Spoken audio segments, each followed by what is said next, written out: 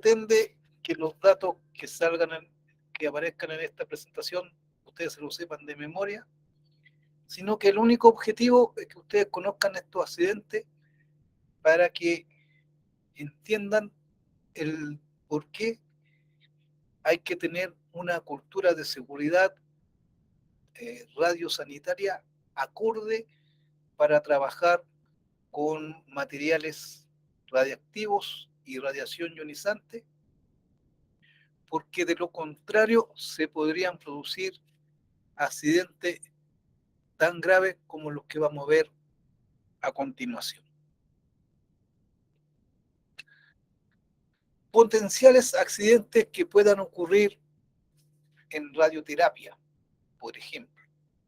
Hay errores humanos, tal como se entregó un tratamiento terapéutico al paciente equivocado, se entregó un tratamiento terapéutico en el sitio de tratamiento incorrecto, fue administrada un tratamiento terapéutico con una dosis o fracción de dosis sustancialmente diferente a la prescrita por el médico, y mal funcionamiento de los equipos que se usan en radioterapia.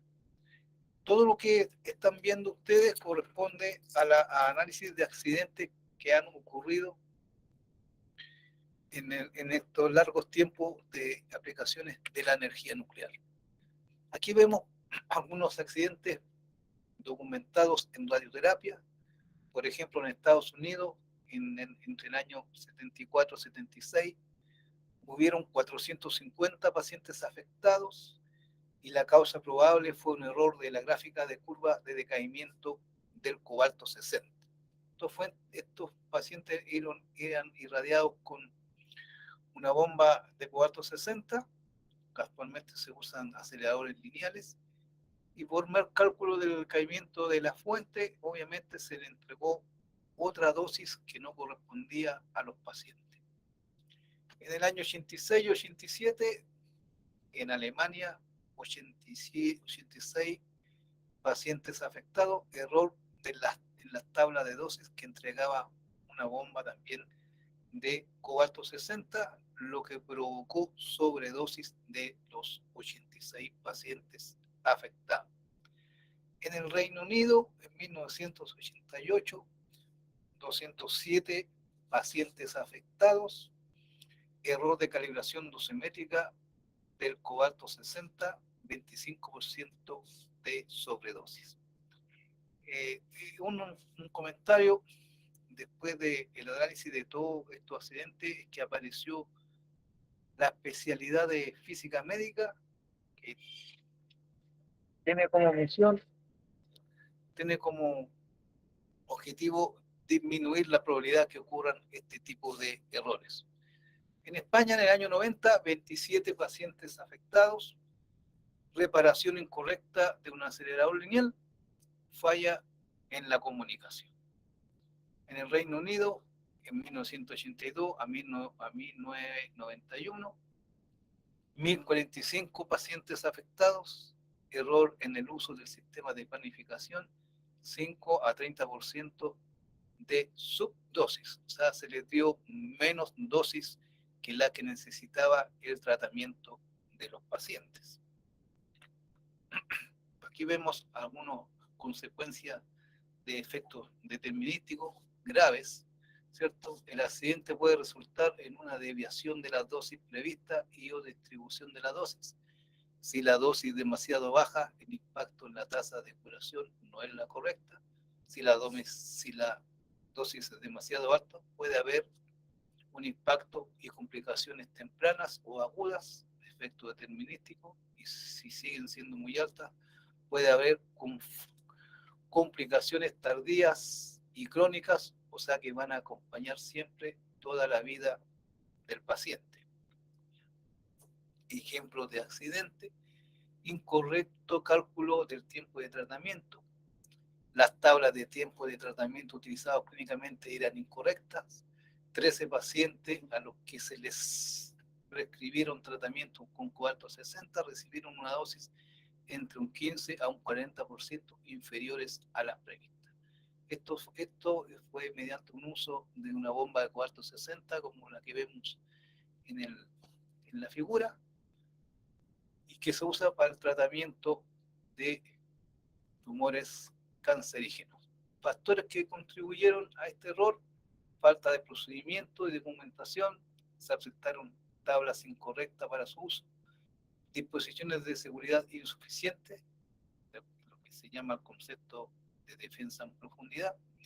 No hubo una verificación independiente de los datos básicos, gráficos de tiempo utilizados para calcular los tiempos de tratamiento.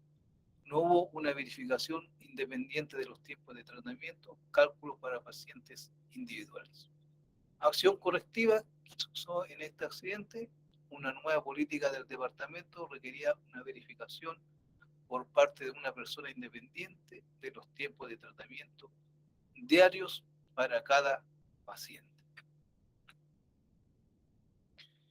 Informe de calibración del dosímetro utilizado incorrectamente. Este es otro factor que provocó este accidente. La institución hizo calibrar una cámara de ionización y electrómetro para cuarto 60 en un laboratorio de dosimetría estándar. El certificado de calibración se expresó en términos distintos al interpretado por el staff de los físicos. El error resultante provocó una sobredosis. Aquí ya fue mucho más grave la consecuencia.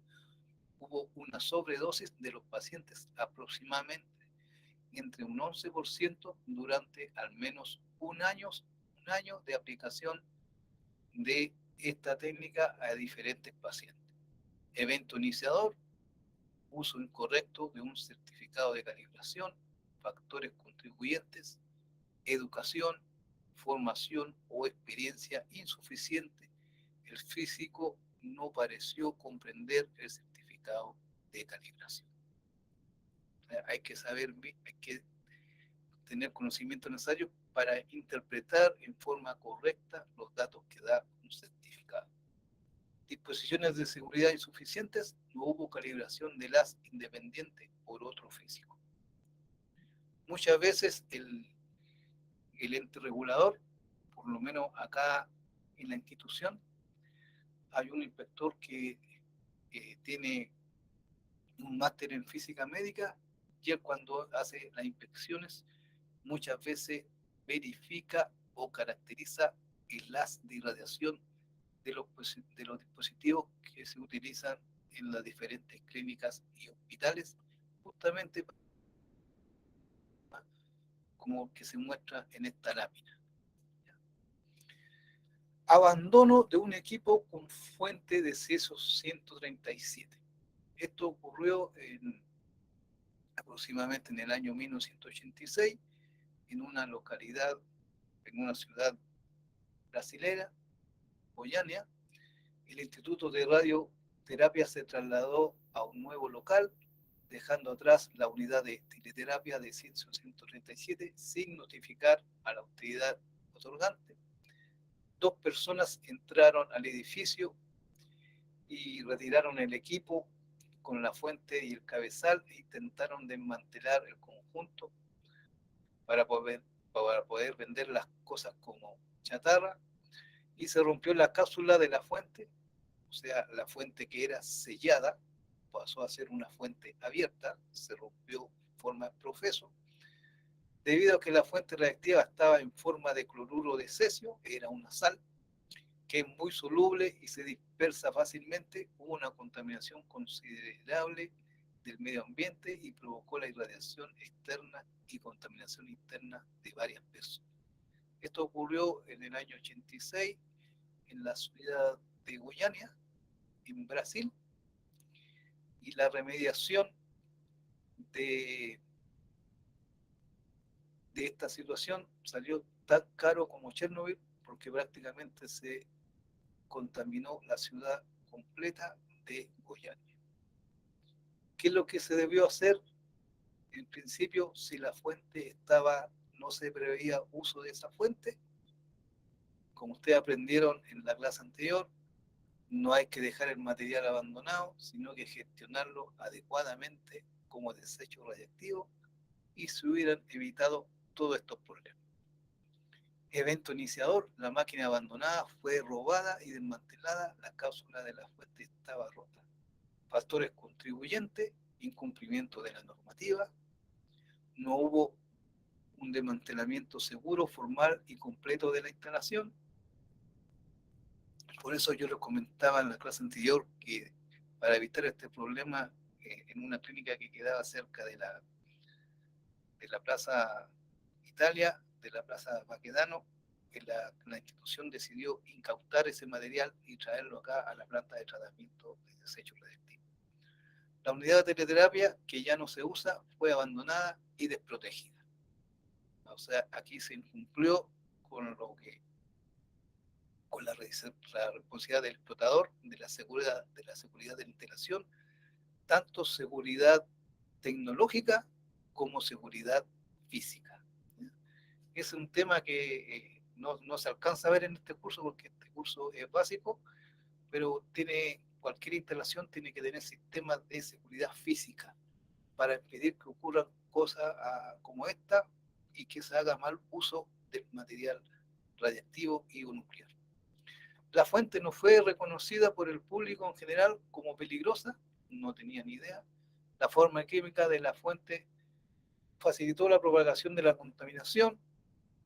Como resultado de esto, hay algunos videos donde se muestra una niña de 8 años totalmente contaminada con cesio. Posteriormente esa niña falleció.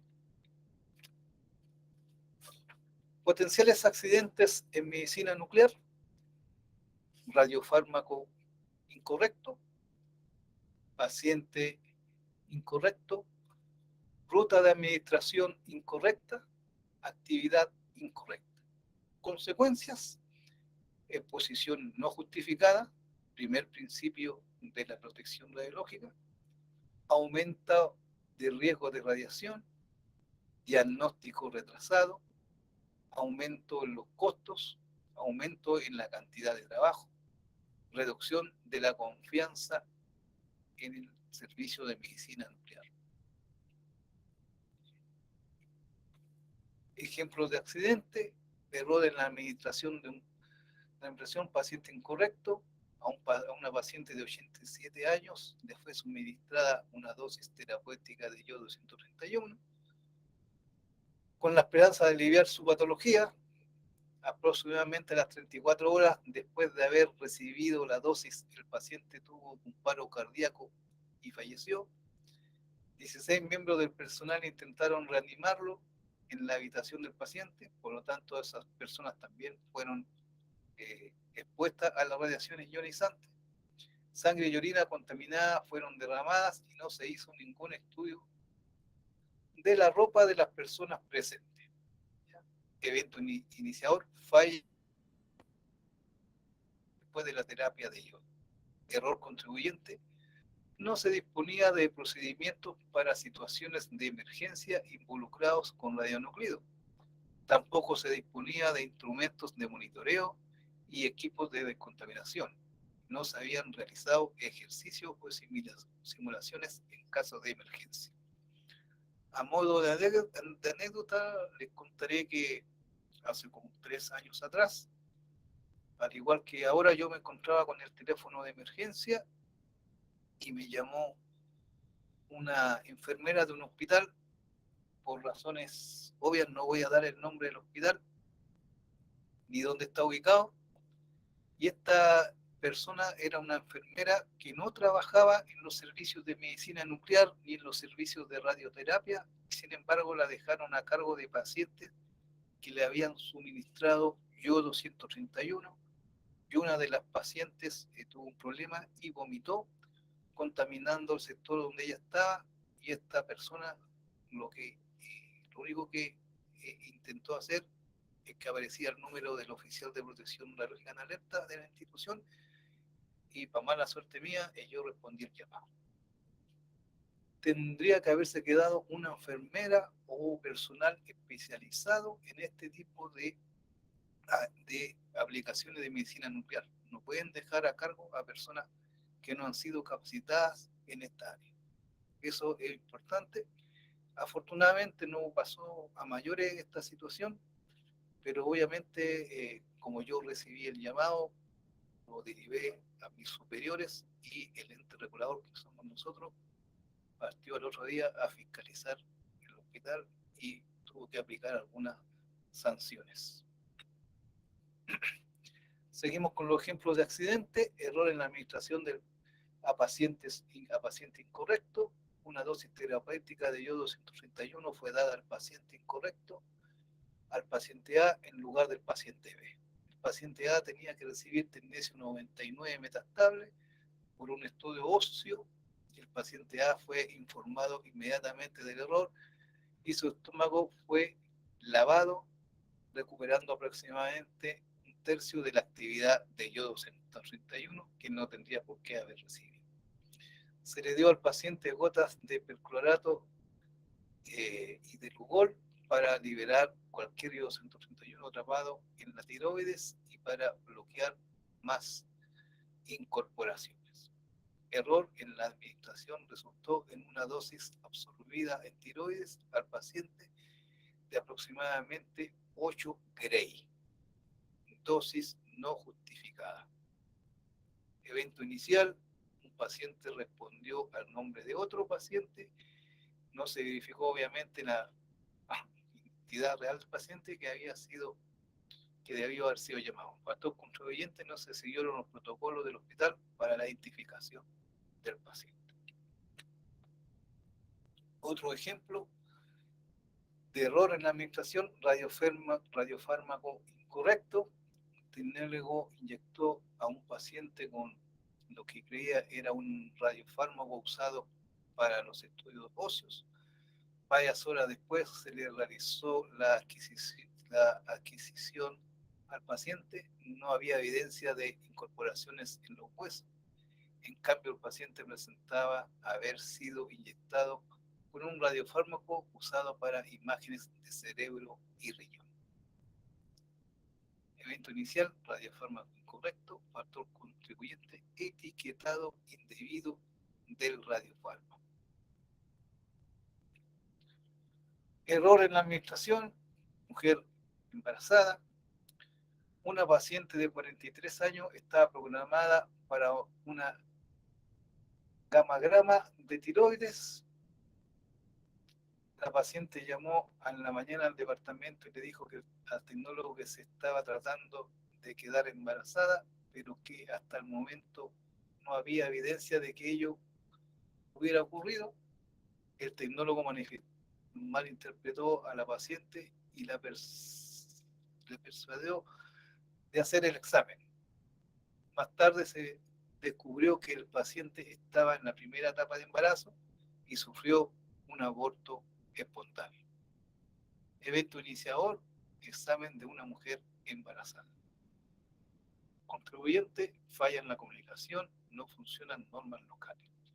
Por eso es que ustedes se fijan que cada vez que hay un examen que involucre radiación ionizante, hay un cartelito que dice: si usted está embarazada, avise. Esta es una de las razones por la cual, para poder evitar acciones y accidentes como el que estamos viendo. Esto lamentablemente ocurrió aquí en Chile en el año 2005, accidente radiológico en una localidad, Nueva Aldea, en una planta de una celulosa.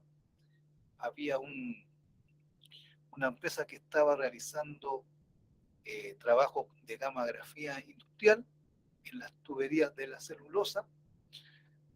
Para ello, una fuente radiactiva que está contenida en un equipo dentro de su blindaje, mediante un telecomando, hacen sacar la fuente radiactiva del blindaje, irradia la tubería. Al otro lado hay una placa radiográfica y de acuerdo con el resultado de esa placa se ve la calidad de soldadura de la tubería. Vemos acá en las imágenes de abajo el equipo que parece un lustrín, donde está guardada la fuente radiactiva. Este es un equipo de gammagrafía. En la figura central vemos las guías y el telecomando que se usa para poder sacar el material radiactivo de su blindaje. En la foto de abajo de su derecha podemos ver este sistema ya conectado con el blindaje donde va la fuente radiactiva. ¿Qué fue lo que pasó? Primero la persona no, no estaba autorizada, no estaba preparada. ¿Aló? Pablito, va Carlito. Perdón, Carlito. ¿Qué onda el correo que mandaste, estimado? Favor indicar que cobrar se necesita generar factura. Marco, Por favor, puede mutear hoy porque lo muteamos. estamos escuchando ya. Entonces, como la persona no estaba capacitada y no estaba autorizada para operar un material radiactivo tan importante desde el punto de vista radiológico como este, no se dio cuenta que el sistema de conexión de la fuente radiactiva con el sistema que permite sacarla y entrarla no estaba en buenas condiciones. La fuente salió del blindaje y no volvió a su contenedor original, por lo tanto quedó la fuente libre. ¿Ya? Aquí vemos cómo son las fuentes radiactivas que se usan en estas aplicaciones, son bastante pequeñas. Ahí vemos cómo va conectado al sistema de que permite sacar y salir de su blindaje, que tiene un seguro con una llave. La fuente quedó sola, puesta en el lugar donde se ve esa flecha, en la planta. La fuente era iridio 192 de 90 curí, capaz de producir efectos determinísticos. Y posteriormente un obrero que no tiene nada que ver con este tipo de aplicaciones encontró esa fuente, se la puso en el bolsillo del pantalón, anduvo varias horas con ella. Esto ocurrió el 14 de diciembre del año 2005, entre las 20 y 21:15 horas. El operador y dos asistentes estaban realizando radiografía en la plataforma Torre 3. El operador tenía un dosímetro termoluminiscente TLD y un dosímetro de lectura directa que se encontraba apagado. Ojo, en este tipo de práctica es obligación tener el dosímetro de lectura directa encendido. Como estaba apagado, no se dio ni cuenta. Al día siguiente, otro trabajador que encontró esa fuente, que fue un obrero la tomó, se la puso en el bolsillo del pantalón, ¿cierto? Ahí donde estaba ubicada la fuente de ese tipo, donde dice fuente falsa, así como quedó ubicada esta fuente, que se salió, como tomó la fuente con la mano, ¿cierto? El trabajador empezó a sufrir efectos determinísticos, ¿cierto? Primero esto fue hecho, esto ocurrió en diciembre y esta foto corresponde a enero del año 2006. Esto ocurrió a otro trabajador en enero del año 2006. Dos personas tuvieron contacto con la fuente, 90 curí de iridio 192. Como se puso la fuente en el bolsillo del pantalón, también afectó los glúteos de este obrero. Aquí vemos la evolución del efecto biológico en el glúteo. Hubo que extirpar tejido de esa parte. Para su mejor tratamiento, la persona irradiada fue enviada a un hospital en Francia con experiencia en este tipo de daños. Aquí vemos el tratamiento de los lesionados y la evolución de la lesión, ¿cierto? Que hasta el día de hoy el trabajador todavía tiene dolores y problemas debido a este tipo de irradiación. Eso es lo que les quería comentar a ustedes acerca de los diferentes accidentes que han ocurrido tanto en el mundo y lamentablemente acá en Chile también.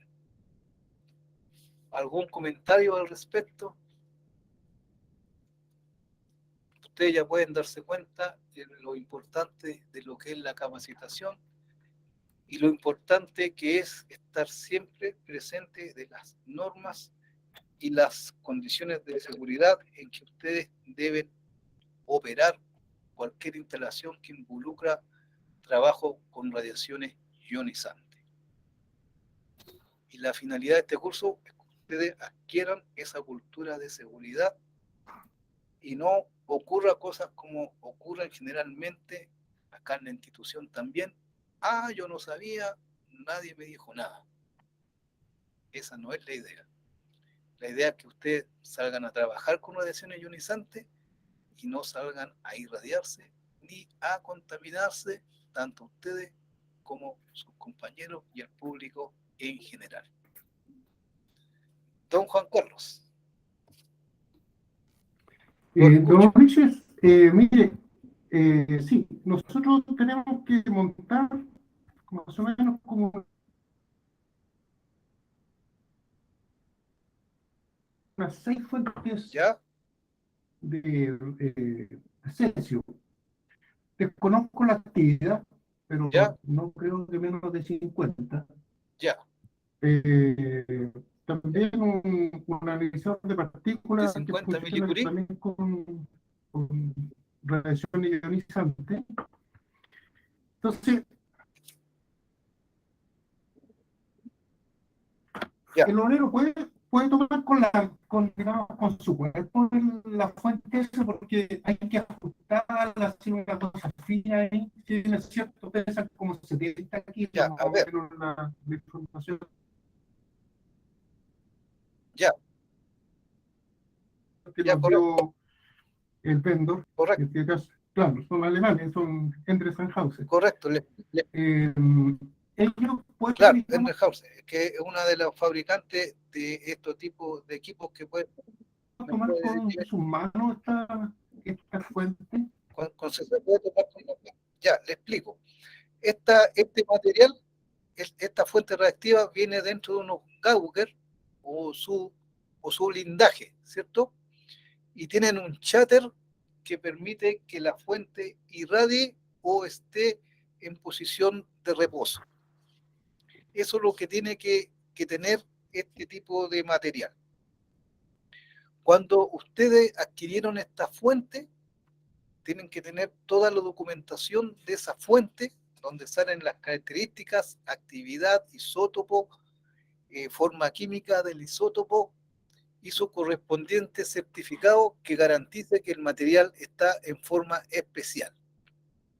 Estos documentos ustedes lo tienen que guardar hasta que entreguen este material como desecho radiactivo cuando ya no les sirva. Si este equipo se mantiene en condiciones de operación normales y el cháter está cerrado, se puede tomar con la mano y ubicarlo donde va a quedar dispuesto. Una vez que esté instalado y al otro lado esté instalado el detector, obviamente detrás del blindaje, del Gauger, o si es posible mediante distancia, accionar el cháter y irradiar el detector y comprobar si los niveles de radiación son los que tienen que estar presentes en el detector. Siempre cuando se manipule con la mano este tipo de equipo, el cháter tiene que estar cerrado. Generalmente a contacto estos equipos dan entre 2 hasta 25 o máximo 50 microsievert a la hora, a contacto. La idea es que el encargado de seguridad mida esta tasa dosis y él estime los tiempos necesarios para no comprometer el límite de dosis diario o el límite de dosis semanal, o si el trabajo se va a hacer una vez en el mes y nunca más, el límite de dosis mensual. Esa sería la forma correcta de manipular este tipo de material. Las personas que la instalen y las personas que operen este tipo de material deben tener las autorizaciones correspondientes por el ente regulador. Si tienen esas autorizaciones, significa que las personas saben acerca del trabajo y tienen conocimiento de los riesgos asociados a este trabajo. Esa sería mi respuesta.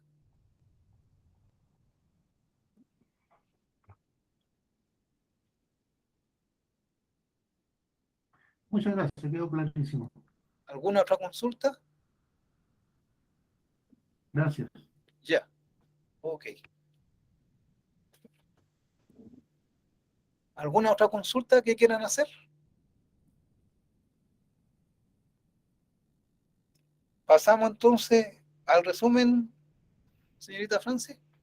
Sí, por favor, estimado Ulises. Y les rogaría a los alumnos que por favor tomaran nota, porque lo vamos a ir dando de módulo a módulo para que vayan tomando la idea más importante y la idea fuerza de cada módulo. Por favor. ¿Están todos presentes? ¿Estamos todos por ahí? Supongo.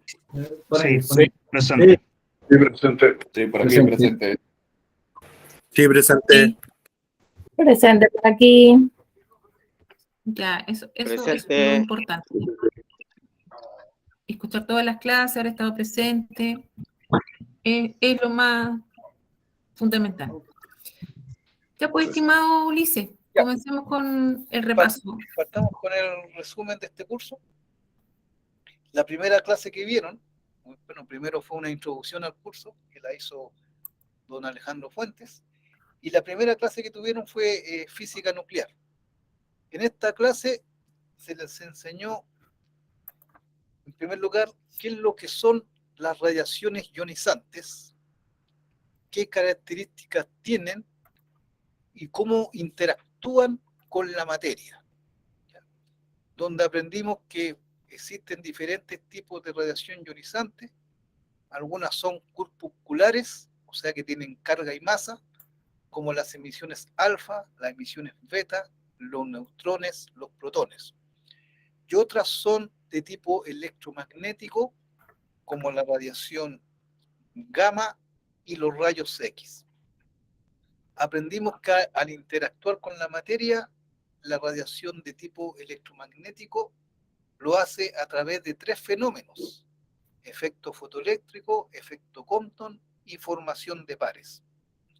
Aprendimos que la radiación ionizante tiene energías, esa energía del tipo cinético, y se mide en electronvolt. Mientras mayor es la energía de la radiación ionizante, mayor pares iónicos va a producir y va a ser más complicado del punto de vista radiológico.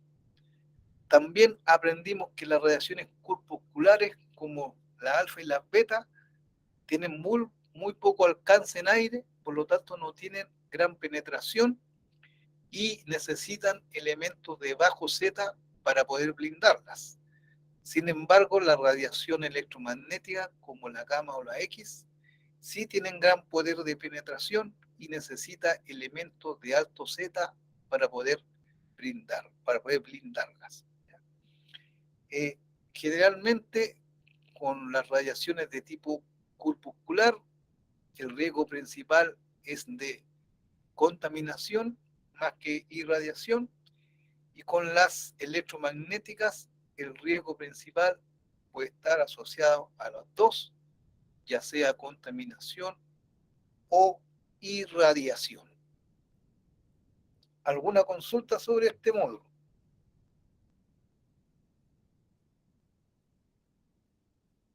Ninguna.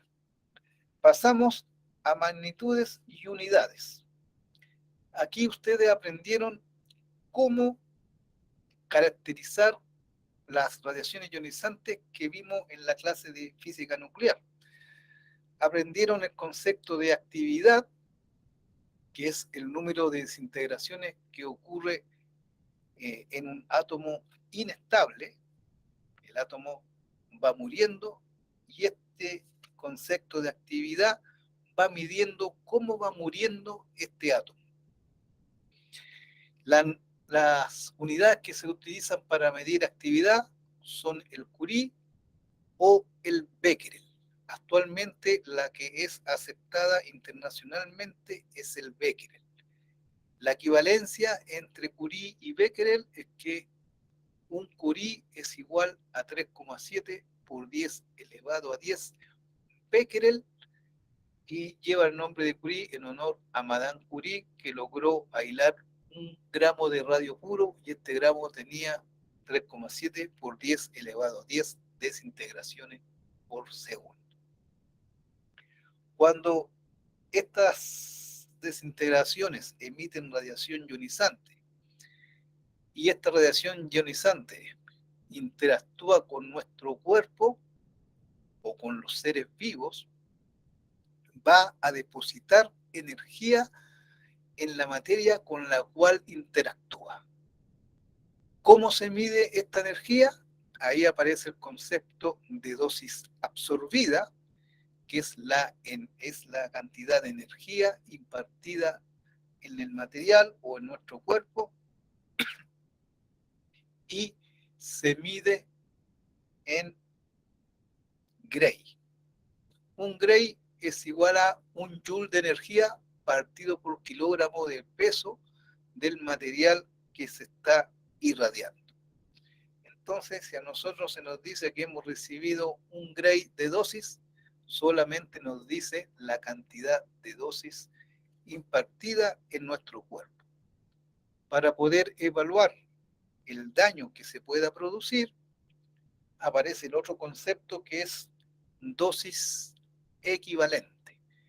La dosis equivalente va a considerar, aparte de la dosis absorbida, el tipo de radiación que impartió esa dosis. No es lo mismo irradiarse con emisores alfa que con emisores gamma, que con emisores beta, que con neutrones o con protones. Y ahí aparece el concepto de dosis equivalente, que considera la dosis, el tipo de radiación que impartió esa dosis. Y la unidad que se usa ya pasa a ser el Sievert. Antiguamente se usaba el REM, por eso es que nuestra legislación está en REM, y la equivalencia es que un REM es igual a 100 Sievert, si es que no me equivoco. Para poder evaluar el daño a la salud, no basta con la dosis equivalente, sino que hay que considerar qué órgano de nuestro cuerpo ha sido irradiado, porque los tejidos tienen diferente radiosensibilidad. Entonces aparece el otro factor, que es el factor de peso por órgano, y ahí recién hablamos de dosis efectiva, que viene siendo la dosis equivalente, que ahora considera el tipo de factor de peso por órgano, y por lo tanto ahí vamos a ver si este tipo de radiación, qué daño nos podría haber causado, y se define eso como dosis efectiva, que también se mide en Sievert o antiguamente en REM. En nuestra legislación van a ver que está dado en REM, porque antiguamente se medía en REM, que significaba Röntgen en el hombre. Eso es el resumen a grandes rasgos de los conceptos de magnitudes y unidades. ¿Alguna consulta?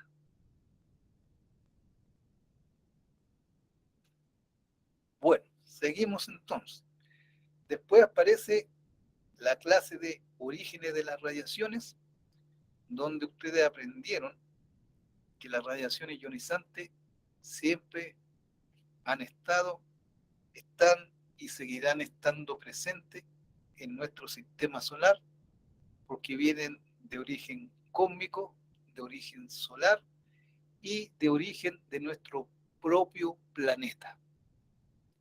Este tipo de radiaciones se debe a diferentes interacciones de las partículas que emite el Sol con el cosmos, con nuestra atmósfera, y en el caso de la Tierra son elementos radiactivos propios, naturales, que están presentes en nuestra corteza terrestre.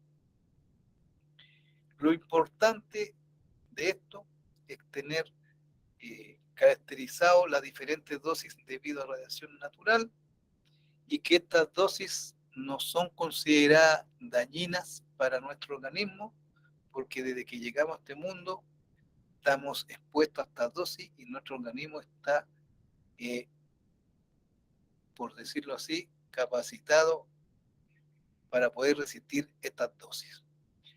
Debido a eso es que existe la radiación natural, que está compuesta básicamente por la dosis de origen natural más la dosis de origen artificial, que son las fuentes radiactivas que ha inventado el hombre.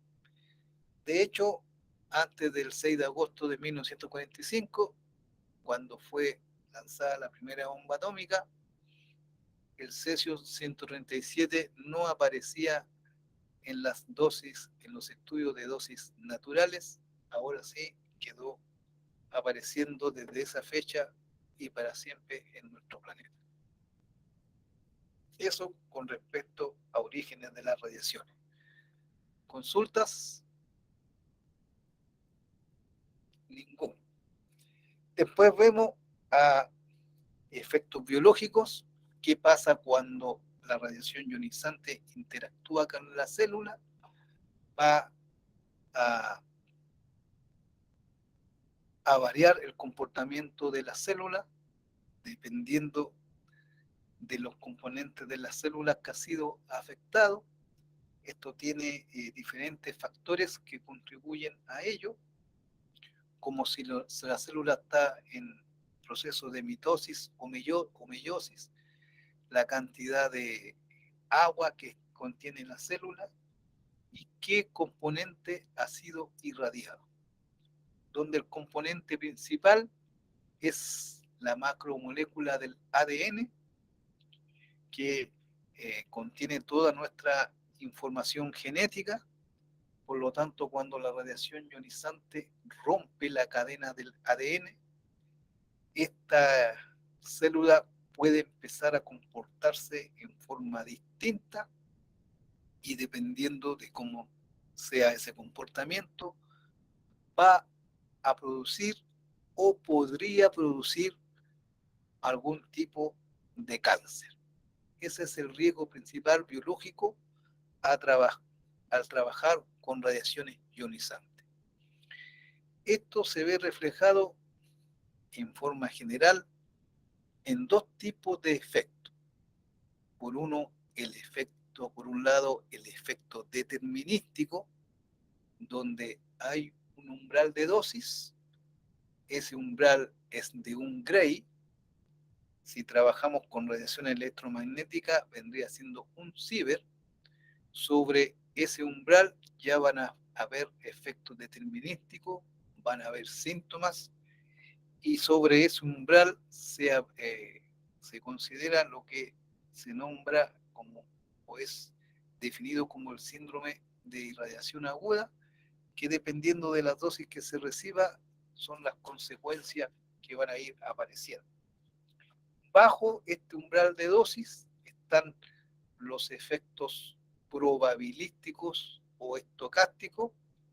No tienen umbral de dosis, pueden aparecer al azar, y ambos dos efectos, tanto el determinístico como el probabilístico o estocástico, podría afectar a nuestra descendencia. Para poder mantener, el objetivo de la protección radiológica es mantener controlada los efectos probabilísticos o estocásticos y obviamente limitar o eliminar, si que se quiere decir así, el efecto determinístico. Para cumplir con ello existen los límites de dosis. Si nosotros trabajamos bajo esos límites de dosis, significa que nuestro riesgo de tener algún problema es aceptable. Si sobrepasamos el límite de dosis, ya el riesgo no es aceptable.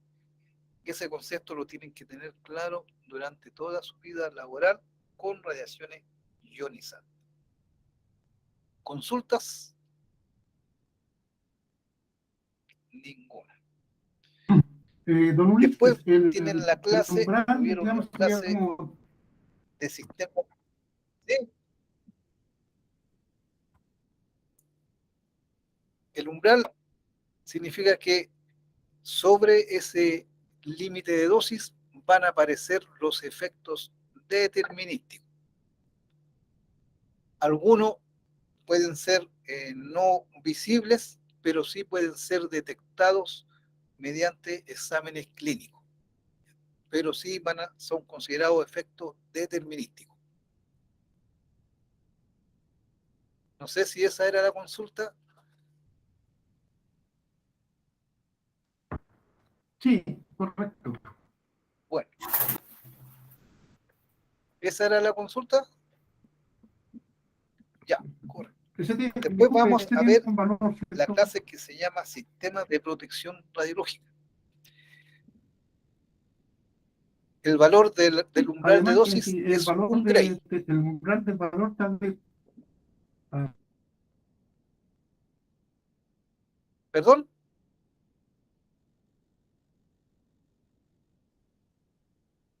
¿Me puede repetir, por favor? No, no lo escucho.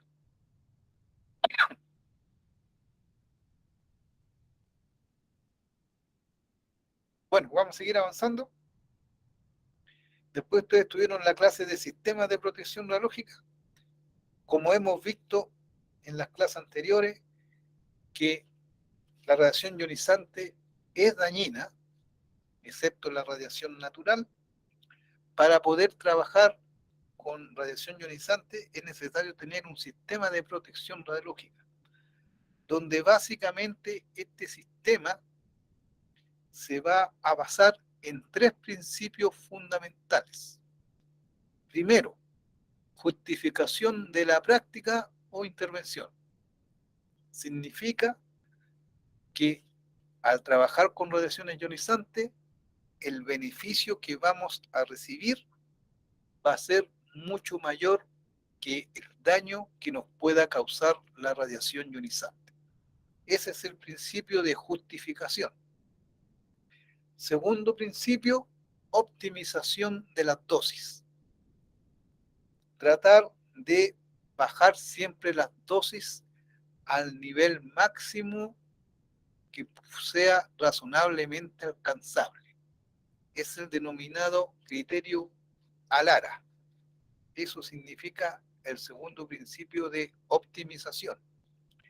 Y el tercer principio es limitación de las dosis, donde por ningún motivo se puede trabajar superando los límites de dosis primario o los límites de dosis que nos establezca el ente regulador, porque eso significa que el riesgo de tener algún problema con radiaciones ionizantes ya no es aceptable. Eso es básicamente la clase de sistema de protección radiológica. Consulta.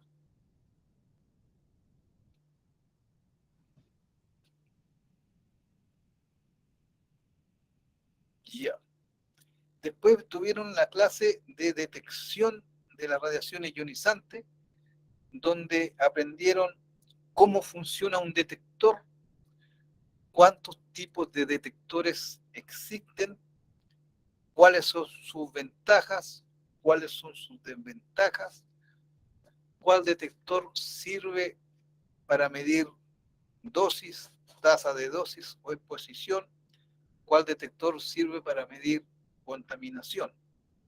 Aprendieron que hay detectores gaseosos, como los contadores proporcionales, los contadores Geiger-Miller y la cámara de ionización. Ambas, todo este tipo de detectores deben estar relacionados con la práctica que ustedes están realizando. O sea, el detector que ustedes usen debe ser de acuerdo a la práctica que están realizando. Por ejemplo, si queremos evaluar una sala de rayos X, ¿cuál de los detectores usaríamos? Siempre el recomendable para rayos X va a ser la cámara de ionización. Si trabajamos con fuentes radiactivas, se usan los Geiger-Miller. Si queremos hacer análisis de laboratorio radiológico, vamos a usar los detectores sólidos semiconductores, que dan mejor eficiencia y mejor resolución para poder identificar el material radiactivo y hacer un análisis radiológico de los diferentes materiales. Don Juan Carlos. Don Ulises, Juan, mire, dígame. Respecto a los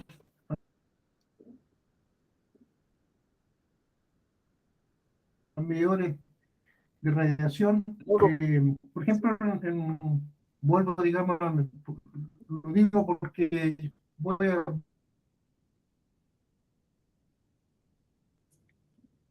vamos a trabajar con este tipo de fuentes. Claro. ¿Sí? Ya, mire, no lo escucho muy bien, pero entiendo que en el caso de usted, que va a trabajar con este tipo de material, lo mejor para este tipo de fuente es el uso de un Geiger-Miller que responda bien a la energía de 662 keV, porque es la energía a la cual emite radiación gamma la fuente de cesio 137. Y debe tener un rango que permita medir las dosis con la fuente sin blindaje correspondiente a la actividad de la fuente que usted va a manejar. Por ejemplo, si una fuente de 50 curie da una tasa de dosis a 1 metro mayor a 2 milisieverts hora, el equipo obviamente debe ser capaz de medir esos 2 milisieverts. Si a contacto da superior a 60 milisieverts, el equipo también debe ser capaz de medir en forma con una incerteza aceptable esos 60 milisieverts. Entonces, cuando usted adquiera un detector, lo ideal es que fíjese que las especificaciones que da el fabricante hacen que responda bien a ese tipo de material que usted está trabajando. Para eso, los proveedores tienen cierto catálogo y especificaciones de los diferentes detectores que están ofreciendo. Otro punto importante, que el proveedor sea capaz de dar el servicio técnico de mantención que es requerido para ese tipo de detector. Y como les dije, principalmente en este tipo de prácticas, los que se usan son detectores Geiger-Miller. Si queremos medir contaminación, por ejemplo, si queremos verificar que esta fuente sellada no se ha roto, también se puede usar un Geiger-Miller, pero que son denominados principalmente Pancake, porque tienen el detector tiene una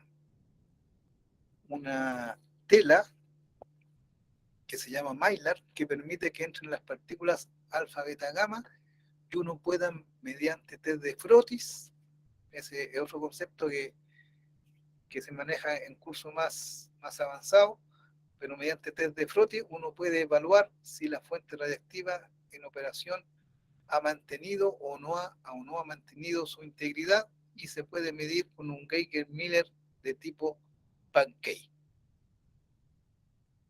No sé si me escuchó mi respuesta. Sí, don Ulises, muchas gracias. Ok. Estamos en la clase de detectores. Si no hay otra consulta, pasamos a la clase de métodos de protección radiológica. Acá aprendieron que los principales métodos para poder protegerse son el tiempo, a menor tiempo, menor dosis, la distancia, a mayor distancia, menor dosis, y la otra es un blindaje adecuado. Entiendo que le enseñaron a hacer algunos cálculos de blindaje para emisores electromagnéticos, ya sea gamas o rayo X, como por ejemplo el uso de EMI reductores, DESI reductores. Probablemente vieron también la ecuación básica para calcular blindaje, donde el factor importante ahí es el coeficiente de absorción, el mu, que considera la densidad del material blindante. Y con estos tipos de materia, ustedes debieran ser capaces de hacer cálculos de blindaje para aplicación que están haciendo en su vida laboral. Por ejemplo, si quieren, vamos a suponer, por ejemplo, que están trabajando en una aplicación dental y necesitan comprar un biombo, porque al otro lado del biombo ustedes se van a ubicar para disparar el equipo rayo X, de acuerdo a las especificaciones de rayo X que las da el fabricante y las tasas de dosis que se pueden dar con ese equipo rayo X. Ustedes pueden estimar el espesor de plomo que tiene que tener ese biombo, donde ustedes se van a ubicar detrás de ese biombo para protegerse. Y por lo tanto pueden verificar que lo que le está ofreciendo el vendedor sea lo correcto, ¿ya? O lo que le exija el ente regulador, también ustedes lo pueden verificar mediante el cálculo del blindaje.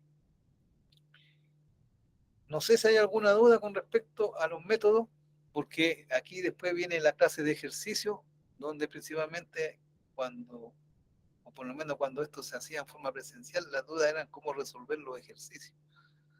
No sé si tienen alguna duda sobre la parte teórica de métodos de protección. En las instalaciones de medicina nuclear, donde hay riesgo de contaminación, aparte del tiempo, distancia, blindaje, o una combinación de estos métodos, también es necesario otros métodos, como por ejemplo ventilación, renovación del aire de la sala donde se trabaja con estos materiales. Ese es otro método de protección que se utiliza cuando se trabaja con fuentes abiertas, donde hay riesgo de irradiación y de contaminación. Don Alexi. Ahí con productos de medicina nuclear, como dijo la renovación de aire, ahí tiene que ser la cámara con presión negativa, ¿no? Es una consulta chica, en realidad.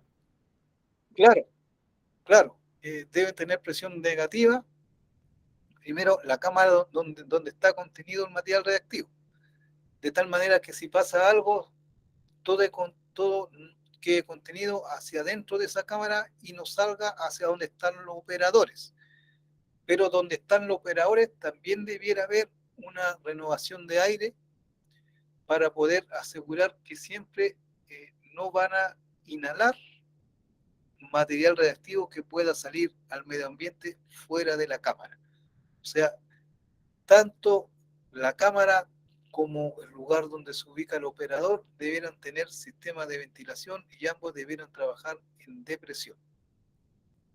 Por ejemplo, acá tenemos un pasillo frío donde se fabrica, se produce el tecnecio y el yodo. Tenemos un pasillo frío donde la exigencia del ente regulador es que ahí haya una depresión negativa de a lo menos 5 milímetros de columna de agua. En las celdas donde están ubicados los materiales radiactivos, se exige que haya una presión negativa de a lo menos 20 milímetros columna de agua.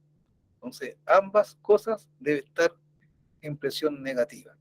En el pasillo caliente, que es donde se saca el material de la celda y se embala para ser enviado a las diferentes clínicas y hospitales, tiene que haber una depresión de a lo menos 12 milímetros de columna de agua. Eso es en el caso nuestro. ¿Ya? Pero ambas cosas deben siempre trabajar en depresión y debe tener un sistema de ventilación que dé esas depresiones. Eso. Gracias. Eso más. Gracias. Ok.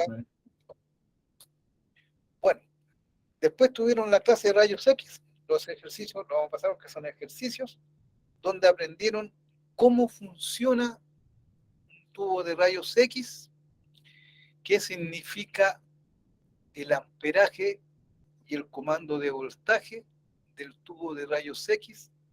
Vemos que se producen también en el blanco, donde impactan los electrones, se producen rayos X característicos del blanco, y este tubo de rayos X tiene diferentes tipos de filtros que tienen como objeto eliminar los rayos X que no son necesarios para el examen, o sea, optimizar el haz de rayo X para que el examen dé los resultados esperados.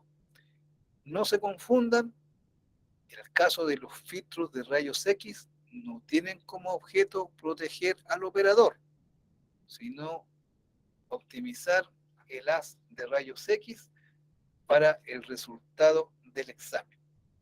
Aprendieron las características de los rayos X, que a diferencia de los rayos gamma, tienen un espectro continuo, no tienen un espectro discreto como los rayos gamma.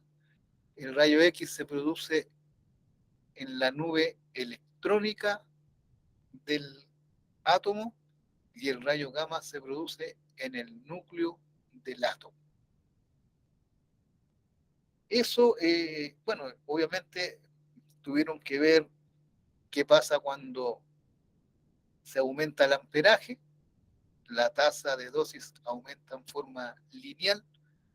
Cuando se aumenta el kilovoltaje, aumenta la energía de los rayos X y la tasa de dosis aumenta en forma exponencial. Y obviamente que la interacción de la radiación con la materia, que los rayos X, en este caso son electromagnéticos, va a ser similar a la interacción de los rayos gamma con la materia. ¿Consulta sobre rayos X? ¿Sí, don Eduardo? Buenos días, don Ulises. Una consulta es con respecto a la eficiencia de los rayos X. Cuando dieron la clase se habló de un 1% de la energía alimentar al equipo versus la generación de rayos X. Pero igual no tengo duda por el cuestionario, que apareció un 85% de eficiencia. Entonces queremos aclarar ese punto. Lo que pasa es que el cuestionario, la pregunta del cuestionario está como media da vuelta, ¿ya? El 85% que aparece ahí es lo que se transforma en calor, ¿ya? Y solamente la fracción, el resto, es lo que se transforma en rayos X. La mayor cantidad de la energía que ocupa un tubo de rayos X se transforma en calor, no en rayos X. Eso no hay que confundirse. Por eso es que la pregunta, cuando uno lee bien la pregunta del cuestionario, está hecha como que uno tiene que responder al revés, ¿ya?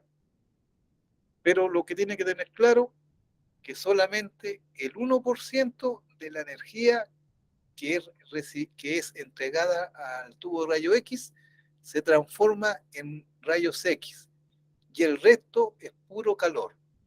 O sea, como estufa tiene gran eficiencia, pero como tubo generador de rayos X tiene muy baja eficiencia. Eso es. Ya, ok, muchas gracias. Ok.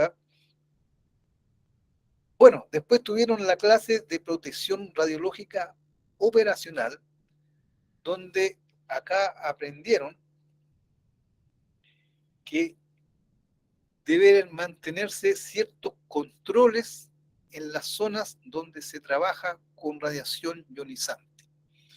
Y estos controles aplicados a la protección radiológica operacional tienen como objeto tener limitados y tener, por decirlo en forma más coloquial, cortito, las probabilidades de tener algún problema con los efectos estocásticos de las radiaciones ionizantes.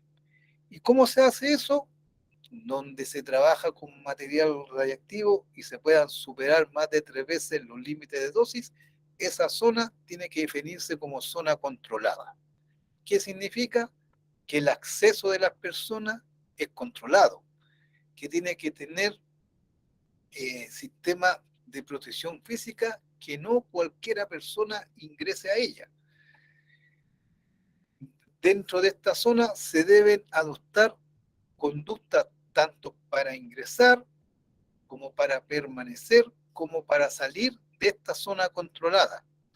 Las tasas de dosis dentro de esta zona también tienen ciertos límites, y hay límites de referencia como límite de investigación, límites de registro y límites de intervención. Esta zona también debe ser señalizada con una señalización que cumpla con los estándares de señalización usados en el país. Y tiene colores también estandarizados, donde el fondo es amarillo y el triceptor es púrpura. El triceptor indica desde el punto de vista gráfico que hay una fuente radiactiva que está emitiendo en 4pi. Como dije anteriormente, a esta zona debe ser controlado el acceso de las personas, debe haber monitoreo de tal manera de garantizar que siempre se está trabajando bajo los límites autorizados por la autoridad competente dentro de esta zona. Las personas deben usar dosimetría, deben adoptar conductas que vayan de acuerdo a lo exigido en estas zonas. Y por otro lado hay una zona supervisada que no es tan rigurosa como la zona controlada, donde no necesariamente es obligación que todos usen dosimetría. Sí podría haber un dosímetro, digamos, de área, y la idea es que se mantenga controlada las exposiciones tanto del personal como del público en general de toda la instalación. Si se trabaja con fuente abierta, hay que hacer lo que estamos conversando recién, ocupar sistemas de ventilación que pueden, dependiendo de la actividad del material, la cantidad del material que se trabaja, puede ser una campana y donde el operador ocupe un traje completo, con máscaras, con antiparra, o puede ser una instalación mucho más compleja, que es como lo que estamos conversando recién, donde tenga su propio sistema de ventilación y renovación de aire. Todo eso está dentro de lo que es la protección radiológica operacional, que es la protección radiológica que se va a aplicar para la operación, por eso se llama operacional, para la operación segura de la instalación y de acuerdo al trabajo específico que se realiza en ella. Por ejemplo, en las salas de rayos X, aparte de la señalización, tienen una luz que indica cuando el equipo está irradiando. No cualquier persona ingresa a la sala de rayos X.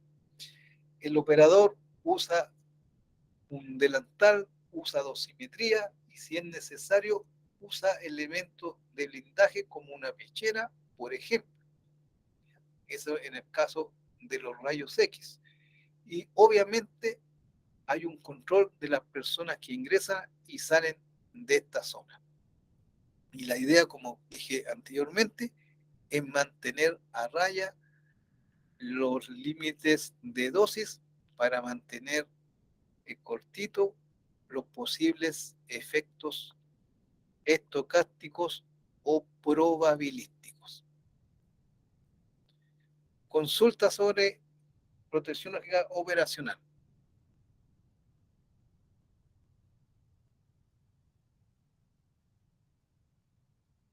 Ninguna. Después tuvieron la clase de legislación radiológica, donde vimos la legislación que es aplicable en nuestro país, donde aparece la ley de seguridad nuclear, aparece el código sanitario, para hacer más aplicable la Ley de Seguridad Nuclear y el Código Sanitario, aparecen los reglamentos, donde los principales son el reglamento 133, que habla acerca de las autorizaciones, define las instalaciones radiactivas en 3 categorías, define los requisitos para poder operar las instalaciones radiactivas, los requisitos para obtener la autorización de desempeño, y también dice que toda actividad que involucre radiación ionizante debe estar debidamente autorizada por el Ministerio de Salud, hoy en día a través de los CEREMIS.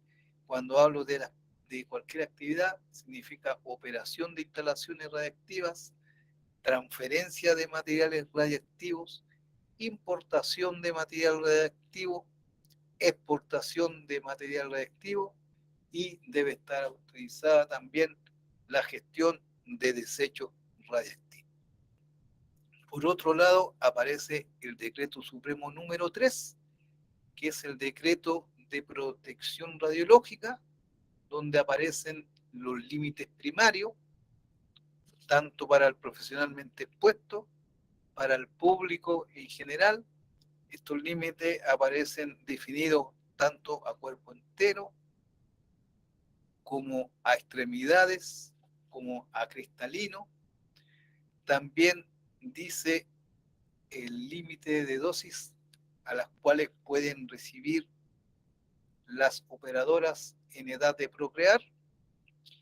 Aparece exigencias de control de irradiación interna cuando se trabaja con materiales radiactivos y fuentes abiertas de alta radiotoxicidad.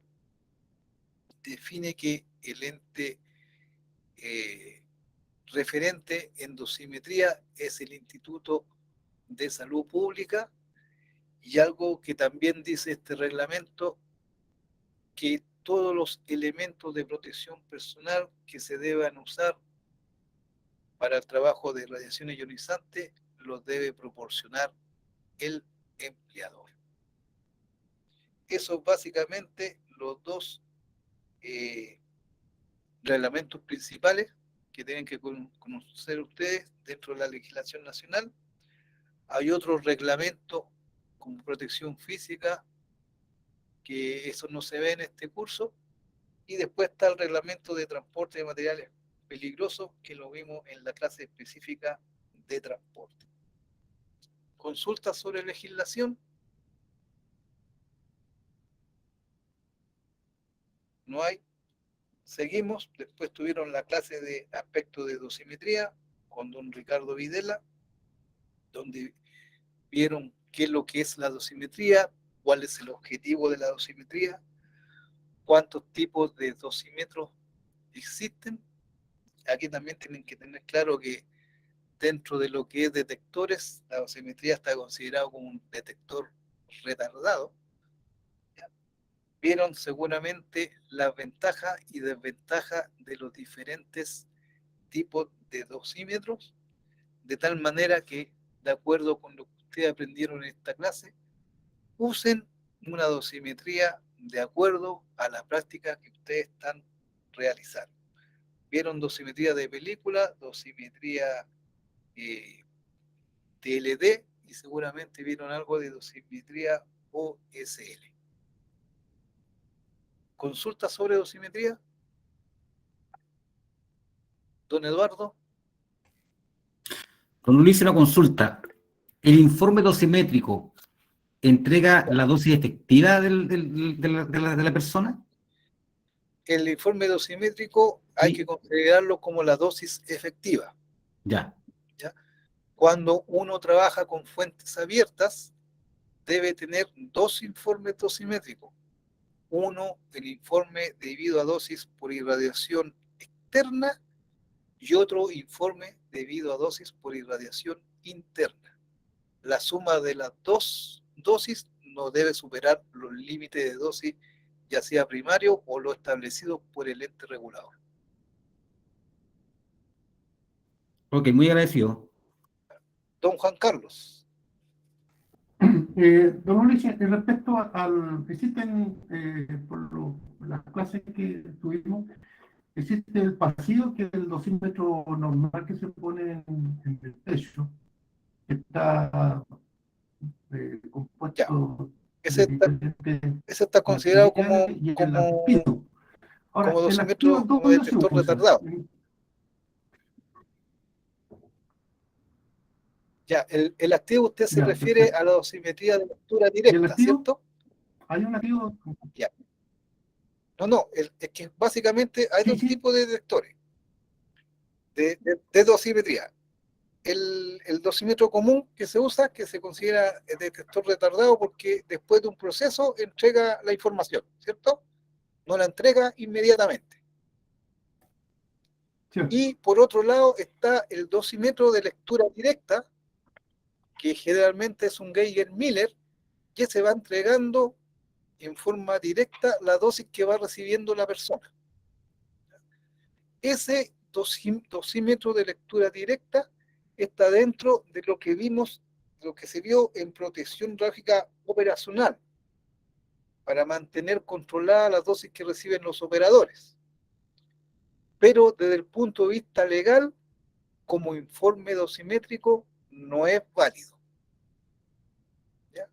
Solamente desde el punto de vista legal es válido el dato que la empresa que nos hace la dosimetría entrega al ISP, y el ISP con esos datos elabora el informe dosimétrico y es el que es válido legalmente. El dosímetro de lectura directa por inmediato es solamente aplicable a protección radiológica operacional, pero desde el punto de vista legal no es válido como informe dosimétrico. Ya, me queda claro. No Gracias. sé si esa era la consulta. Y de acuerdo Sí, sí. a la ubicación del dosímetro, siempre debiera, como regla muy general, debiera estar ubicado en la parte más expuesta a la radiación ionizante. Generalmente la parte más expuesta es el tórax, por eso es que generalmente se usa en el tórax. Pero por ejemplo, cuando nosotros realizamos algunos transportes, a veces la parte más expuesta viene siendo el tronco de nuestro cuerpo y no ubicamos la dosimetría en esa parte del cuerpo. Pero lo ideal es que vaya en la zona del cuerpo más expuesta, que generalmente es el tórax. Obviamente hay otras dosimetrías como dosimetría de cristalino, que va ubicada cerca del ojo, y hay la dosimetría de extremidades que nosotros usamos, que es un anillo, y va ubicado obviamente en nuestras extremidades superiores. Eso. Gracias. Boca. Después tuvieron la clase de planificación de emergencias, donde aprendieron las diferentes fases que debiera tener un plan para enfrentar una emergencia dentro de su instalación, donde hay una fase de control, hay una fase de activación del plan de emergencia, una que se considera fase inicial. Después hay una fase de control, donde es controlada esa emergencia, y después una fase posterior, donde se deben realizar los informes que deben llegar a la autoridad competente. Para poder elaborar estos planes de emergencia, es necesario que ustedes identifiquen cuáles serían los sucesos iniciadores en su práctica que pudieran interrumpir la operación normal de la instalación, qué medidas debe tener la instalación para poder evitar que se produzcan estos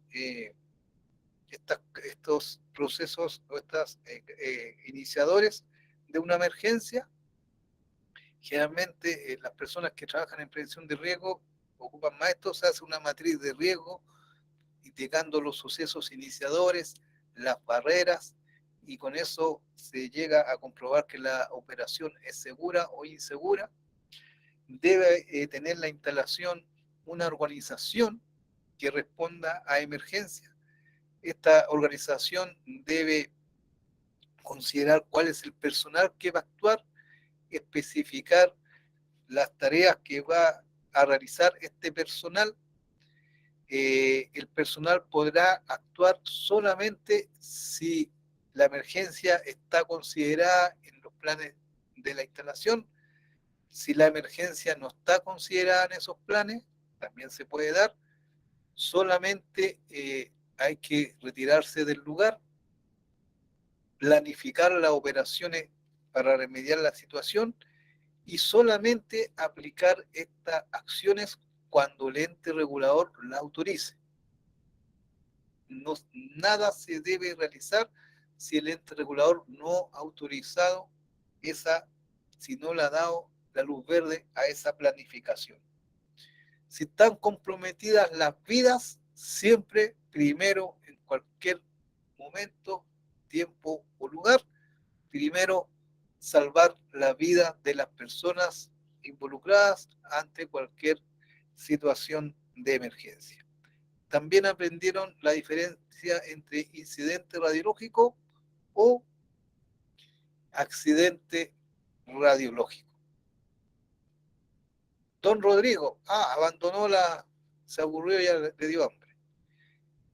¿Alguna pregunta sobre planificación de emergencia? ¿No? Después tuvieron la clase de hoy día, gestión de desechos radiactivos, donde aprendieron los principales generadores de gestión de desechos, las etapas de gestión de desechos, el objetivo principal de la gestión de los desechos, la importancia del periodo de desintegración en los isótopos que están contenidos en los desechos radiactivos y el objetivo principal, y que también hay que considerar la reglamentación que vimos en la clase de legislación y alguna reglamentación más específica con respecto a hospitales y a la ley del medio ambiente, a la ley de base del medio ambiente, porque la gestión de desechos radiactivos, aparte de preocuparse de la protección lógica de las personas, también se preocupa de la protección radiológica del medio ambiente. Consulta sobre gestión de desechos. Don Juan Carlos. Don Ulises, mire, hay por ejemplo, bueno, me pregunto sobre lo que me va a tocar, por eso todo el tanto del cesio y la fuente de equipo de detección de encía. El CHATAF, cuando hay una ya porque ya perdió en el tiempo bajó al 50, cuando el cesio porque el material ya perdió no va a ser usado en el tiempo. Claro, o no está dando resultados esperados. Aló, sí. El CHATAF, digamos, claro. Es lo que pasa el CHATAF. ¿Qué clase de materiales? Porque veo que la fuente es muy pesada. Sí. No. La fuente propiamente tal es una pastillita que está dentro de ese contenedor pesado que usted ve. ¿Ya? La fuente está hecha principalmente de polvo de cesio contenido en un cilindro de acero, con una calidad especial, soldadura especial, y pasó por las pruebas que vimos en la clase de transporte. El cháter también generalmente es de plomo. ¿Ya? Cuando lo que pasa con estos equipos es que toda la parte electrónica muere mucho antes que la fuente muera como material radiactivo. Porque la fuente tiene un periodo de 30 años, entonces recién después de 30 años, recién va a decaer a la mitad. ¿Ya? Entonces lo que hay que hacer en este caso para poder gestionar como desecho radiactivo esa fuente que ya no se está usando, primero guardar durante todo el tiempo de operación de la instalación todos los documentos de la fuente, los documentos que emitió el fabricante, la documentación que emitió el ente regulador y las autorizaciones que emitió el ente regulador para ese tipo de práctica. Cuando decida gestionar esto como desecho radiactivo, va a tener que presentar todos esos antecedentes. De acuerdo con eso, acá en la institución se va a calcular el tiempo en que ese material debe permanecer en custodia del Estado a través de la comisión y en qué condiciones va a permanecer hasta que deje de ser radiactivo, que van a pasar más de 500 años, a lo menos. Y recién en esas condiciones la institución le hace una cotización. Cuando se acepta la cotización y se soliciten los permisos para su entrega a la institución, ahí recién va a ser entregado ese material en nuestras instalaciones. Al recibir ese material, acá la comisión le va a entregar un documento que acredita que usted entregó ese material a la institución por cualquier control que haga el ente regulador después. ¿Qué pasó con esta fuente radiactiva que usted compró hace 20 años atrás? Yo la entregué para su gestión de desecho a la Comisión de Energía Nuclear. Aquí está el documento. O sea, ese documento usted también lo tiene que guardar como hueso santo para demostrar que está cumpliendo con la reglamentación vigente. Eso es, a grandes rasgos, el proceso que se hace para este tipo de material de gestión de desechos radiactivos. Excelente, gracias. Okay. Bueno, después vimos la clase de transporte, donde vimos específicamente el decreto supremo número 12, donde se clasifican los diferentes materiales reactivos, hay actividades de referencia, y vimos que hay diferentes tipos de bulto. El bulto va a ser la suma del material reactivo más su embalaje. Aprendimos que la seguridad en el transporte está dado básicamente por el buen empleo o la buena selección del embalaje, y vimos los controles de etiquetado referente a tasa de dosis que dan los embalajes, donde hay que definir lo que es el índice de transporte. Vimos el objetivo del índice de transporte. Vemos que la responsabilidad principal es del remitente. Vimos la responsabilidad del transportista. Vimos los documentos que son necesarios tener para realizar una expedición, los que tiene que acompañar el transportista, y vimos también que aparte de cumplir con el reglamento número 12, es necesario cumplir con el decreto 298 de transporte de mercancías peligrosas. ¿Preguntas sobre la clase de transporte?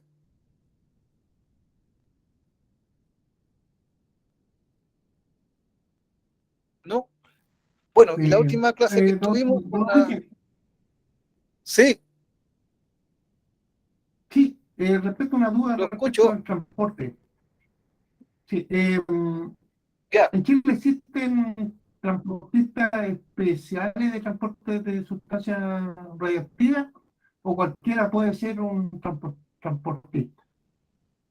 Cualquier empresa de transporte, camión, en este caso, que van hacia el norte. Puede ser cualquiera que esté autorizado. Me explico. El remitente, que es el primer responsable, va a presentar ante la autoridad competente, va a decir: mi transportista va a ser tal empresa o tal persona, ella tiene este vehículo de estas características y el transporte va a ser ubicado dentro del vehículo en tales condiciones. Si el ente regulador autoriza y da la autorización para el transporte, ahí está todo ok. No existe algo así como especialistas que dijeran: usted es especialista en transportar material reactivo. No, sino que se presentan los antecedentes, y si está todo seguro, Los antecedentes son presentados por el remitente y si está todo ok, de acuerdo a lo que debe exigir el remitente al transportista, si está todo ok, la luz verde se la va a dar el ente regulador, que es el CEREMI o la Comisión Chilena de Energía Nuclear. Eso es en la práctica. Ok, gracias. Ok. Bueno, después vimos la última clase que vimos ejemplos de accidentes radiológicos, donde vimos las causas que originaron estos accidentes y el objetivo de esta clase era mostrarle la gravedad cuando no se cumplen los procedimientos, la normativa, o sea, cuando hay un mal uso del material radiactivo. Eso ha sido a grandes rasgos el curso básico de protección radiológica. Si no hay más dudas, nos estaríamos despidiendo, deseándoles que les vaya muy bien en la prueba y nos veríamos en una próxima oportunidad. Muchas gracias, don Ulises. Gracias. ¿No hay más dudas? ¿Listo? Muchas gracias, don Ulises. Muchas Entonces, gracias. señorita Francis, estamos listos para irnos a almorzar. Gracias, Ulises, por tu Nos dedicado resumen. Nos vemos. Que estén bien. Gracias, igualmente. Estimado, bueno, como lo indicaba el docente, estamos llegando al término del último módulo. Muy bien, entonces, si Dios quiere, nos estaríamos encontrando con... Ok. Bueno, les cuento ahora, vamos a pasar a la fase de lo que es la evaluación. A partir de las 16 horas ya estaría activada la evaluación, que hasta el día de mañana, hasta las 6 de la tarde. Si ustedes están en el aula virtual, en la última pestaña donde indica la prueba final del curso, están unas pequeñas instrucciones con respecto al horario. Ya indica hasta el viernes, hoy día 20 de mayo, se puede tener acceso desde las 4 de la tarde y se cierra mañana, 21 de mayo, a las 6 de la tarde. Eso quiere decir que ustedes tienen que comenzar mucho antes a dar la prueba que a las 6 de la tarde. Por favor. Ya el límite de tiempo es 1 hora 20 minutos. ¿Ya? Así que ese sería en los términos del horario con respecto al examen. ¿Ya? Las preguntas son 32, son todas con alternativas. ¿Ya? Tienen 6 alternativas cada pregunta. Y ese es más que todo lo principal que le tengo que informar con respecto al examen. ¿Alguna consulta, duda? Una consulta para podernos asegurar. ¿Nos podría mandar el correo del aula virtual? Porque hemos tenido algunos problemitas a fin de poder nosotros compartir con los colegas y no tener ningún problema de acceso. No le entiendo el alcance. Que le mande el correo. ¿Cómo correo, don No, Eduardo? no el correo, sino que el link del aula virtual. Ah, ya, mire, el link es, bueno, se lo voy a indicar acá en el chat, que es cursos de protección. Y no se tiene problema, cualquiera puede acceder. Eso, cualquier ciudadano puede entrar a este link, es de la SECHEN, cursosdeprotección.cl.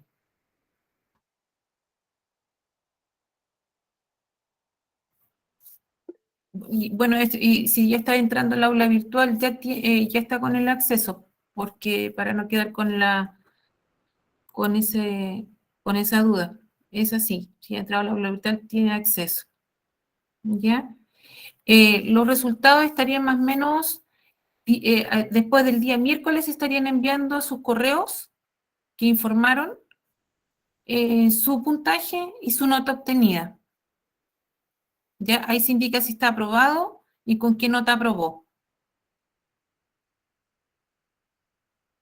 si tuvieran alguna duda, alguien que reprobara, les voy a dejar mi correo y el correo de María José Yáñez, que es la encargada de los cursos de protección radiológica en la SECHEN. Señorita Francis. Sí, dígame. Mire, ¿dónde se consiguen los dosímetros? ¿Dónde se compran? ¿En la comisión? Mire, los dosímetros es otro servicio que entrega la SECHEN. Eso se puede comunicar con el área comercial, con Carolina Olivos. El correo de ella es carolina.olivos@sechen.cl. Ese es otro servicio y se puede pedir a través del portal también de negocios de la SECHEN. Hay un área de dosimetría que, bueno, el que está a cargo ahí, Ricardo Videla, que fue el que nos entregó varios módulos en el curso. Un segundito, por favor.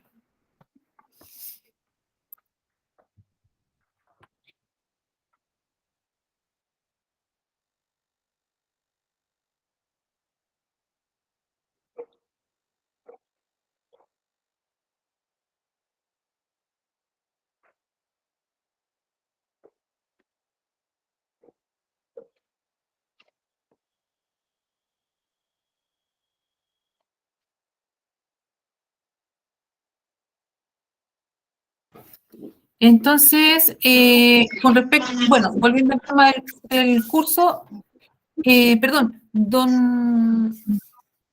¿quién me había preguntado por dosimetría? Perdón, don José.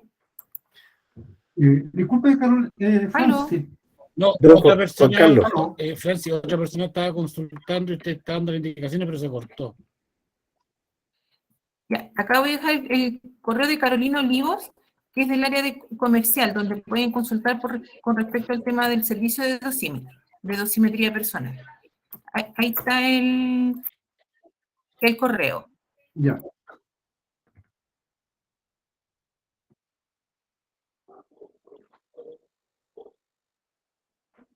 ¿Francis?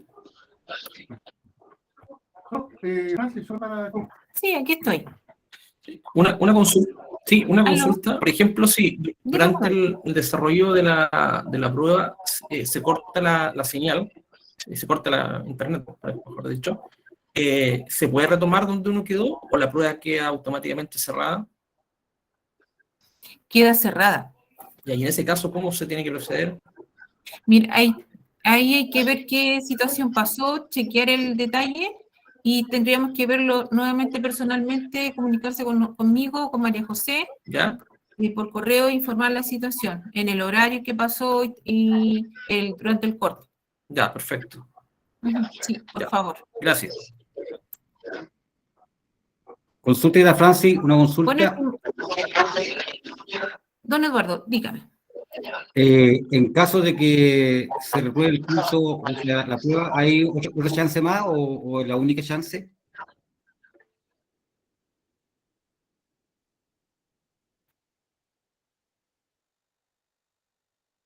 Está silenciada. Está silenciada. Si hubiese un punto de diferencia para poder aprobar el curso, que es sobre 4, podría verse la situación.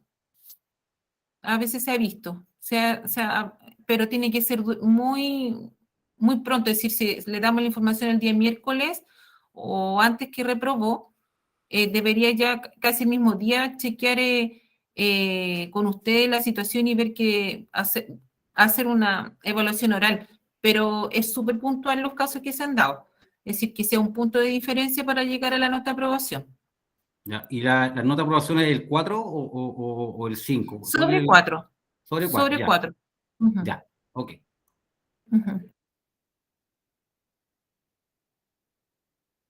Entonces, estimados, estamos llegando al final. Espero que haya sido de su agrado este curso de protección radiológica.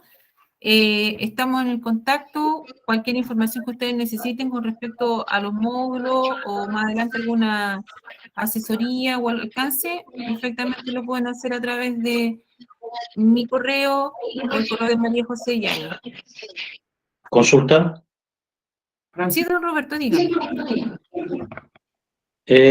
Con respecto a la durabilidad de este curso, lo hacemos hoy, lo aprobamos el sábado, ¿y cuánto tiempo dura esto? ¿Hay que reentrenarse?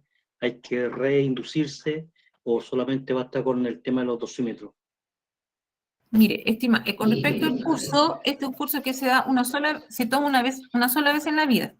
Ya, por eso es importante que todos los asistentes estén presentes en las clases. Ya, y se insiste también con el tema de estar presentes porque el Ceremi Salud es lo que solicita. Ya, porque sea solamente una vez en la vida. Después solamente usted renueva su autorización de desempeño en el Ceremi Salud. Con respecto a la Esa autorización, la autorización de desempeño es la que se renueva cada 3 años. cada 3 ¿Ya? años. Claro. Con respecto a ¿Y la cómo, perdón, y cómo se renueva esa autorización de desempeño cada 3 años? ¿Qué documentación se eso tiene que permite que presentar? tiene que hacerlo. Es la misma, no, es la misma información o requisitos que le piden que cuando usted inició, cuando la pidió por primera vez. Pero es un tema que tiene que ver con la autoridad reguladora, que es el Ceremi Salud. Eso se hace con la Ceremi Salud. Ok, gracias.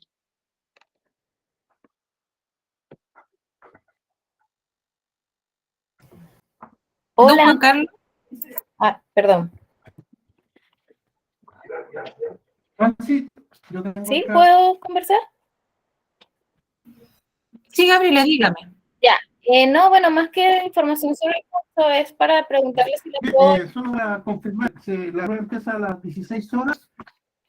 A las Perdona, 16 horas, ¿cierto? De hoy. sí, de las 16 horas comienza el tema, el horario, hasta las 6 de la tarde de mañana. De ahí está activada el acceso para los participantes. ¿Sí? ¿Me escuchó don Juan Carlos?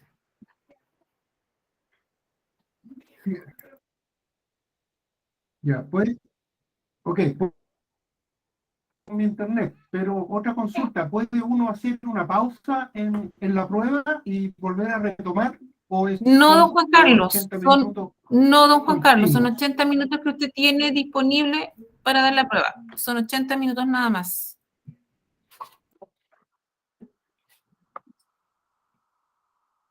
Ok, gracias. Don Ricardo, de Sí, nada, ya don Juan respondieron una de las dudas que tenía. La otra es, ¿ustedes tienen alguna prueba de periodos anteriores que nos puedan enviar para mirarla y echar un vistazo? No, no utilizamos ese método de enviar pruebas anteriores. No. Ya, perfecto. Ya. Esa era De la hecho, pregunta. Gracias. De hecho, les cuento un tema como doméstico. Antes, cuando se hacía presencial, no se hacía este módulo de repaso. Y ahora hemos estado, se hizo esta innovación, entre comillas, que se puede decir, de hacer un repaso de módulo a módulo y chequear las ideas fuerza y solicitar las consultas respectivas de cada participante.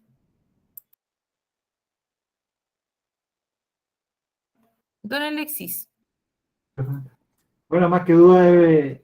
¿Está abierto? Sí, más que duda es... Yo tengo todas las cuentas claras, así que me despido. Gracias por todo por el curso, señora Francis, a todos los profesores y suerte a todos mis compañeros. Así que eso, me despido yo. Hasta luego, que estén bien. Igualmente, saludos. Estamos en contacto. Muchas gracias por todo. Usted también. Chao, gracias. Chao, Valeria, que estés bien. Hasta Suerte luego, en muchas todo. gracias. Buenas tardes. Ahí Chao, no, que estés Ricardo, que bien. estés Chao, bien. Un chao. gusto. Señora Francis. Vale, muchas Chao, gracias. Francis. Muchas gracias por todo. A ustedes. Chao, muchas Aló, gracias. Excelente el curso. chao, gracias. Gracias. Chao, que estén bien. Voy a estar acá todo, siempre que quiero hacer una consulta, voy a estar acá, todavía no me voy a desconectar. Ya, mire, Que yo estén tengo bien. la siguiente consulta por acá, José Miranda. Don Que José, dígame. yo he entrado directamente por la invitación, pero todavía no encuentro el correo de la clave para entrar al aula virtual. ¿Nunca ha entrado al aula virtual, don José? No.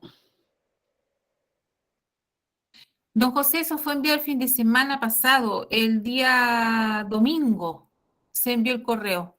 Ya. Y bueno, usted tiene mi correo, Sí, debería estar chequeando su correo del día domingo, ver de la Comisión Chilena de Energía Nuclear, viene su usuario y solicita un cambio de clave. Entonces ahí usted debería hacer el cambio de clave y ahí tiene acceso. Igual es lamentable que no haya entrado don José antes a la aula virtual. lo que pasa es que le están entrando muchos correos por spam. Hay que revisar también el spam, a veces llegan muchos correos allá. Ya no, pero no hay problema, sí, lo vamos a revisar, era la duda que teníamos, no hay Ya, don problema. José, por favor, en todo caso, usted tiene mi correo para informarme cualquier cosita. Muy amable, De nada, nos vemos. hasta luego. Hasta luego.